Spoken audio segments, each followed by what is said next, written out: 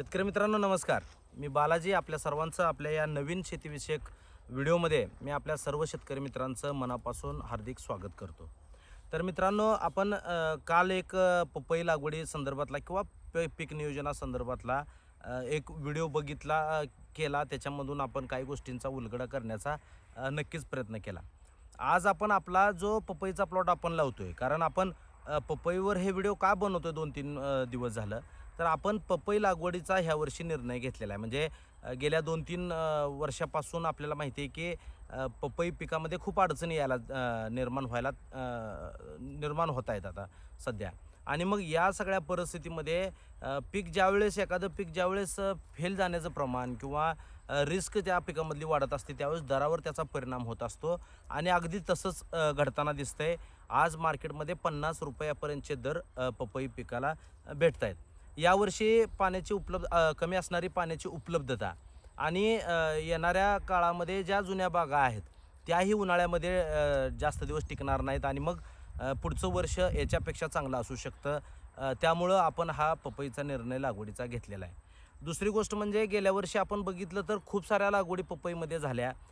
असं वाटत होतं की पुढच्या वर्षी पपईला मातीमोल दर राहतील किंवा टाकून द्यायची परिस्थिती येईल अशा पद्धतीची परिस्थिती गेल्या वर्षी दिसत होती. परंतु तशी काय परिस्थिती झाली नाही. उलट यावर्षी विक्रमी भाव मिळताना दिसत आहेत. ते भाव सलग टिकून पण असल्याचे दिसत आहेत.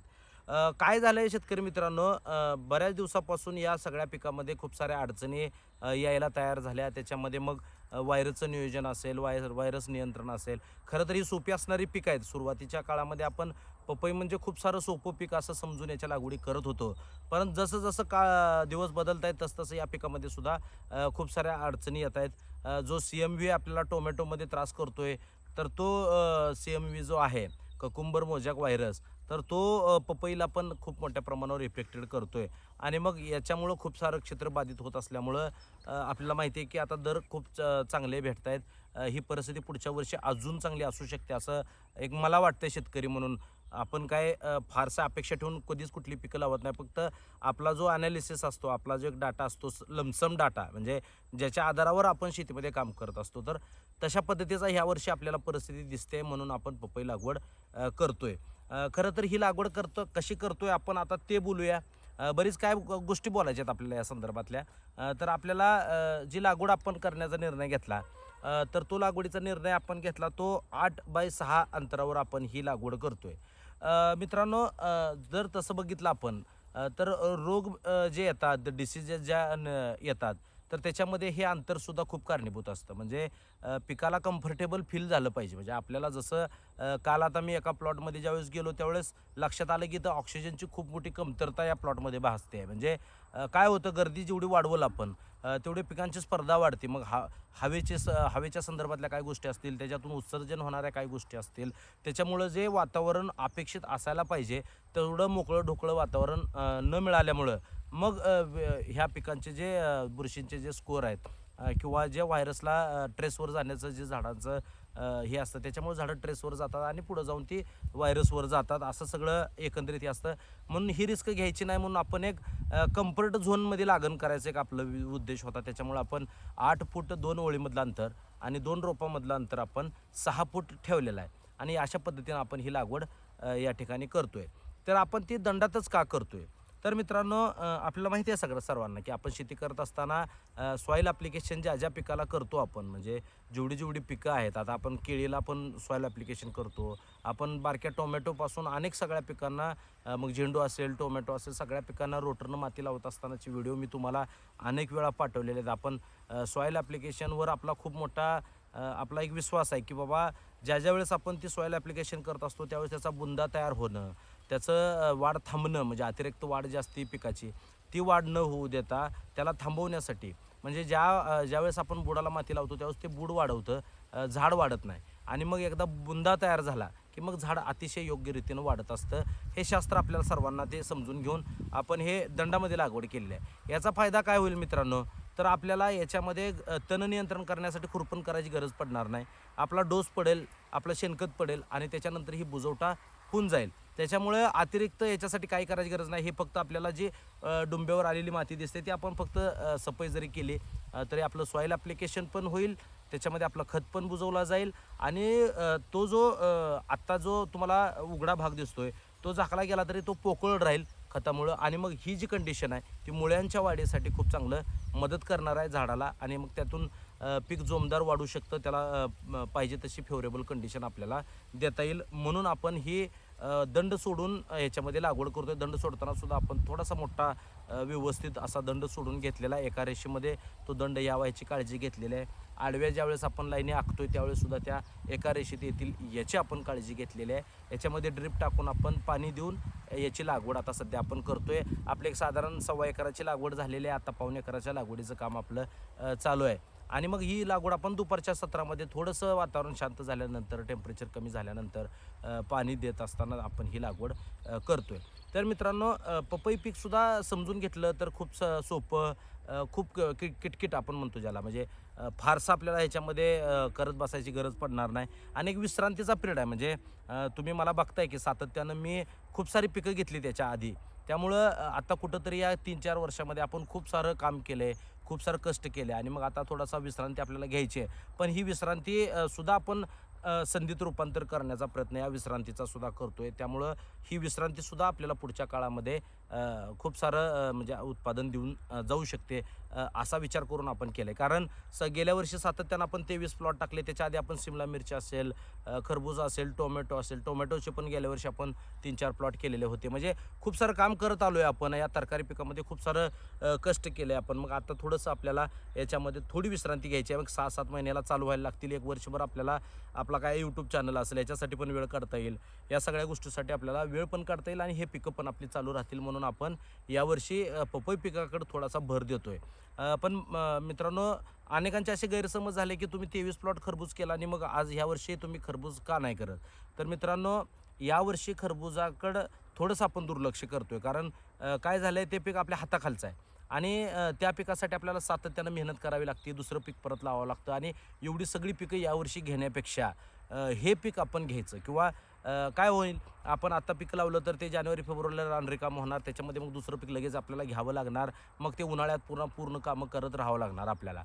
आणि मग ह्या वर्षीचा उन्हाळा शारीरिकदृष्ट्यासुद्धा आपल्याला थकवा आणणारा असणार आहे. कारण खूप सारं ऊन पडतं आहे. आपण पण खूप सारं काम करत आलो आहे. त्याच्यामुळं खूप सारं मेंटली आणि फिजिकली आपण खूप सारा त्रास सहन केलेला आहे. तर ह्याच्यातून आपल्याला कुठंतरी थोडंसं 1 वर्षभर एवढं रिलीफ घ्यायची आहे. म्हणून आपण या पिकाकडे वळलो आहे की जिथं आपण आपल्याला माहिती आहे की आपलं याच्यावर सुद्धा काम पूर्वीपासून आहे. 2 वर्ष झालं आपण अनेकांना पपई संदर्भातलं सुद्धा मार्गदर्शन केलं आहे. म्हणजे एक शेतकरी म्हणून केलं आहे. आपण कधीही कन्सल्टिंग करत नाही किंवा आपण कोणाकडून 1 रुपया न घेता हे सगळं आपलं शेतीमातीचं काम आपण चालवत असतो.